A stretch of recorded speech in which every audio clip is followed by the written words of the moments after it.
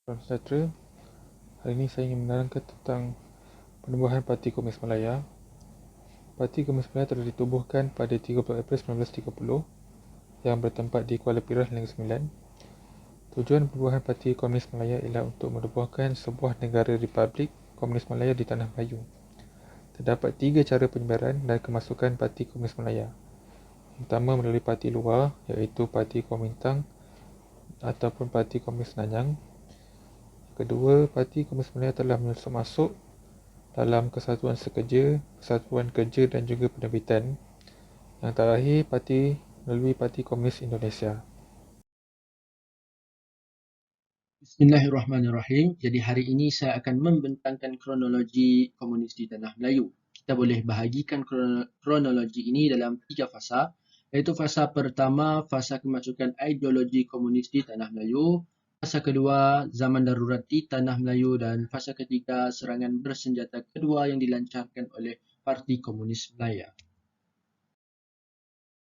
Memasuki fasa pertama, seperti mana yang telah diterangkan oleh saudara Syafiq, idea komunis ini dibawa masuk daripada Parti Kuomintang dan juga Parti Komunis Indonesia. Kemudiannya Parti Kuomintang ini telah menubuhkan beberapa cawangannya di seluruh Tanah Melayu dan akhirnya Parti Komunis Malaya telah tertubuh pada 30 April 1930. Pada masa ini, Parti Komunis Malaya lebih fokus terhadap agenda menyebarkan fahaman komunis dalam kalangan masyarakat. Beralih kepada fasa kedua, pada 16 Jun 1948, pasukan komunis telah membunuh 3 orang pengurus ladang berbangsa Eropah di Sungai Sibut, Perak. Rentetan daripada itu, Sir Edward Gen telah mengisytiharkan undang-undang darurat di seluruh Tanah Melayu pada 18 Jun 1948. Pada masa darurat ini, terdapat begitu banyak usaha yang telah dilaksanakan oleh pemerintah negara kita dalam menepani ancaman komunis. Antara lainnya menubuhkan pasukan polis Senoi Perak, membawa masuk pasukan Sarawak Rangers serta melakukan rundingan iaitu rundingan baling. Namun rundingan ini telah gagal. Setelah begitu banyak usaha yang telah dilaksanakan, akhirnya pasukan komunis telah berundur ke selatan Thailand dan perkara ini telah membawa kepada pengamatan darurat pada 31 Julai 1960. Beralih kepada fasa ketiga, pada 1 Jun 1968, Jawatankuasa Pusat PKM telah mengisytiharkan bahawa mereka akan meneruskan perjuangan bersenjata mereka. Oleh itu, pada 17 Jun 1968, serangan pertama telah dilancarkan terhadap pasukan keselamatan Malaysia di Kro. Perkara ini telah mengorbankan 17 anggota keselamatan negara kita. Dalam fasa ini, pasukan komunis lebih tertumpu kepada menghapuskan anggota keselamatan Malaysia kerana bagi mereka anggota keselamatan ataupun pasukan keselamatan merupakan satu ancaman utama bagi mereka meneruskan segala operasi dan juga strategi mereka dalam menawan Malaysia ini. Namun begitu, semua usaha-usaha mereka telah gagal dan akhirnya pada 2 Disember 1989, perjanjian damai di antara pihak komunis dan kerajaan telah termeterai di Hotel Lee Gardens, Hat Yai, Selatan Thailand. Usaha pertama ialah British telah mengetatkan undang-undang darurat. Pada ketika ini, sesiapa sahaja yang disyaki terlibat dengan komunis akan ditangkap tanpa sebarang konfirmasi. Kemudian, jika anda dipati mempunyai senjata api atau bahan letupan, anda akan dikenakan hukuman mati. Rumah-rumah juga telah diselongkar untuk memudahkan lagi operasi mencari komunis dan akhir sekali, PKM dan mana-mana parti paling kiri telah diharamkan. Seterusnya, pasukan keselamatan negara mainkan peranan penting dalam menjatuhkan komunis. Polis mempunyai pasukan seperti cawangan khas, Special Constable, Polis Hutan, Polis Wanita dan Auxiliary Polis. Antara tugas mereka adalah menjadi perisik, melindungi ladang dan kawasan lombong, juga mengawal gerakan komunis di dalam hutan. Seterusnya, pihak tentera juga telah bertanggungjawab untuk mempertahankan negara daripada ancaman komunis. Contohnya, pasukan askar Melayu yang banyak menghapuskan serangan gerila daripada komunis. Terdapat juga pasukan askar Commonwealth seperti askar British dan Afrika Selatan yang ditempatkan di Tanah Melayu. Sarawak Rangers pula adalah digaunti oleh kaum Iban. Home Guard merupakan pasukan sukarela yang membantu pihak atasan dalam membantu menghalang bekalan makanan dan ubatan daripada jatuh ke tangan komunis. Selain itu, sistem pendaftaran diperkenalkan untuk membezakan orang awam dan ahli komunis. Rakyat berusia 12 tahun ke atas wajib untuk membawa kad pendaftaran di mana-mana sahaja mereka berada. Rancangan BRICS pula ditubuhkan oleh Sir Henry Geni untuk menyekat hubungan Ming Yuan dan PKM yang telah membekalkan maklumat, makanan, ubat-ubatan dan juga senjata. Penduduk yang tinggal di pinggir hutan pula telah dipindahkan ke kampung baru di mana pelbagai kemudahan telah pun disediakan dan British juga telah menawarkan pengampunan jika komunis ingin menyerah diri. Pemberian wang tunai juga diberikan kepada siapa sahaja yang berjaya menangkap atau memberikan maklumat tentang komunis. Kemudian, pilihan raya Majlis Perbandaran Kuala Lumpur telah diadakan untuk memberi peluang kepada rakyat bukan Melayu untuk terlibat dalam hal-hal politik. Sampai itu, perintah berkurung dikenakan kepada kawasan yang disyaki mempunyai komunis. Perang saraf pula adalah untuk memenangi hati rakyat. Templar telah banyak turun padang dan melonggarkan syarat kewarganegaraan. Akhir sekali, rundingan baling berlaku pada 28 Disember tahun 1995. Wakil kerajaan iaitu Tunku Abdul Rahman, David Marshall dan Tan Cheng Lock bersama-sama wakil PKM, Chin Peng, Chen Tian dan Rashid Muhyiddin berunding bersama-sama. Tunku Abdul Rahman telah meminta PKM untuk meletakkan senjata dan menyerah diri. Namun, Chin Peng hanya mahu menyerah diri jika kerajaan iktiraf PKM sebagai ahli politik. Pada akhirnya, rundingan ini telah gagal mencapai persetujuan daripada kedua-dua belah pihak. Seterusnya kita akan teruskan lagi dari segi kesan-kesan melalui peristiwa ini. Yang pertama adalah dari segi politik.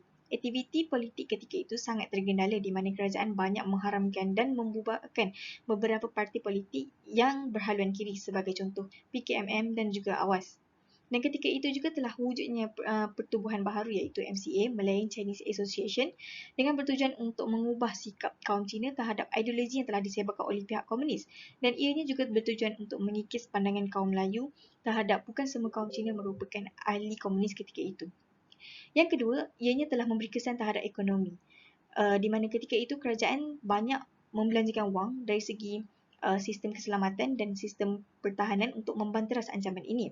Bukan itu sahaja, ketika pertubuhan kampung-kampung baharu juga, kerajaan juga telah banyak membelanjakan wang dari segi penambahbaikan dan juga mengawal rapi dari segi keselamatan dan kesejahteraan penduduk-penduduk kaum Cina yang baru saja dipindahkan ketika itu. Pembelanjaan yang sangat banyak ini telah memberikan beban yang sangat besar kepada kerajaan dan ianya telah memberi kesan terhadap ekonomi di negara kita. Dan akhir sekali, ianya telah memberi kesan dari segi sosial di mana keganasan dan ancaman yang telah dilakukan oleh pihak komunis telah menyebabkan rakyat hidup dalam keadaan sangat menderita. Bukan itu sahaja, terdapat juga beberapa undang-undang yang telah dilaksanakan oleh kerajaan juga telah memberi kesan kepada rakyat. Sebagai contoh, perintah berkurung di mana rakyat tidak dibenarkan untuk keluar bekerja dan juga mencari sumber pendapatan. Hal ini telah menyebabkan kebanyakan rakyat telah kehilangan pekerjaan dan juga aktiviti-aktiviti harian mereka turut terjejas. Itu sahaja dari segi kesan-kesan terhadap peristiwa ini. Kita akan teruskan lagi dari segi ideologi komunisme. Ideologi komunisme. Ideologi komunisme diperkenalkan untuk mewujudkan masyarakat komunis dengan peraturan sosioekonomi. Ideologi ini berdasarkan pemilikan bersama terhadap alat-alat pengeluaran sehingga tiada jurang antara kelas sosial, wang dan negara. Atau dalam senang kata, semua kekayaan dimiliki oleh kerajaan untuk kesejahteraan rakyat secara sama rata. Kebangkitan komunis di Tanah Melayu yang dicetuskan oleh Parti Komunis Malaya adalah bertujuan menubuhkan sebuah negara komunis secara kekerasan di Tanah Melayu. Mari kita lihat sedikit tentang sejarah ideologi komunisme. Karl Marx merupakan pengasas ideologi komunisme. Beliau dan Friedrich Engels menulis Manifest der Kommunistischen pada 21 Februari 1848 untuk meneliti fahaman kapitalisme. Antara ciri-ciri ideologi komunisme adalah membatasi demokrasi pada rakyatnya. Rakyat dalam negara yang mengamalkan ideologi komunisme mesti mematuhi satu parti sahaja iaitu Parti Komunis sehingga tiada yang menyebut tentang parti pembangkang. Ciri yang kedua adalah tidak ada pemilikan kolektif. Semua kaedah pengeluaran dan sumber kekayaan dimiliki oleh negara. Seseorang individu tidak mempunyai apa-apa selain daripada keperluan hidup. Ciri yang seterusnya adalah membatasi agama pada rakyatnya. Oleh kerana ideologi komunisme tidak percaya tentang kewujudan Tuhan, menyebabkan mereka yang beragama tidak menyokong komunis. Tetapi bernasib baiklah kerana ideologi ini tidak tersebar dengan meluas di tanah Melayu oleh kerana tempoh yang terlalu singkat. Antara nilai yang boleh kita dapati daripada tajuk pada hari ini adalah nilai patriotisme, nilai perpaduan, nilai keberanian dan akhir sekali nilai kerjasama. Pelbagai iktibar yang dapat kita perolehi daripada peristiwa sejarah ini. Yang pertama adalah perpaduan kaum adalah kekuatan negara. Perasaan cinta akan negara perlulah disemai dalam hati dan pemikiran semua rakyat Malaysia. Rakyat Malaysia juga perlulah bijak dalam menghadapi krisis dan berfikir secara rasional. Peristiwa pemberontakan komunis diiktirafkan sebagai peristiwa bersejarah di Malaysia. Peristiwa ini diingati dan diajar secara turun-temurun kepada generasi baru di Malaysia melalui pendidikan dan sebagainya. Sebagai pengajaran kepada rakyat Malaysia, sikap terlalu bergantung kepada pihak luar untuk menyelesaikan masalah dalam negara akan mengancam negara kita sendiri.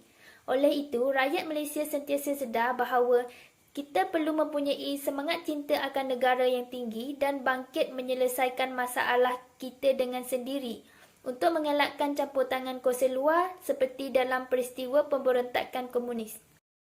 Seterusnya adalah melalui sikap toleransi antara rakyat juga dapat mempamerkan semangat cinta akan negara. Hal ini adalah kerana sikap toleransi merupakan kunci kejayaan dalam memantapkan kemakmuran sesebuah negara tersebut. Sebagai contoh, Malaysia mempunyai pelbagai kaum dan juga pelbagai bangsa. Dengan mewujudkan hubungan yang baik antara kaum dan juga bangsa, dapat mewujudkan persefahaman yang baik dan juga dapat mewujudkan suasana yang aman dan harmoni dalam negara ini. Seterusnya, daripada pemberontakan komunis ini, kita dapat pamerkan semangat cinta negara di mana semua orang bertanggungjawab untuk memelihara negara yang tercinta. Masyarakat Malaysia telah mempamerkan atau menunjukkan semangat cinta akan negara dengan berani menolak dakwah atau fahaman yang boleh memecah belahkan keamanan masyarakat apabila mereka mempelajari tentang pemberontakan komunis ini. Masyarakat Malaysia telah berani menolak dakwah dengan melaporkan fahaman-fahaman baru yang timbul yang telah bertentangan dengan agama dan menolak kewujudan Tuhan ataupun ajaran yang bersifat bebas yang melampaui batas seperti fahaman LGBT atau fahaman secularism. Akhir sekali, semangat cinta akan negara telah ditampilkan oleh anggota tentera negara kita apabila mereka bersatu padu walaupun mereka daripada pasukan yang berasal daripada negeri yang berbeza demi memastikan negara kita bebas daripada ancaman komunis. Sekian sahaja daripada kumpulan kami. Terima kasih.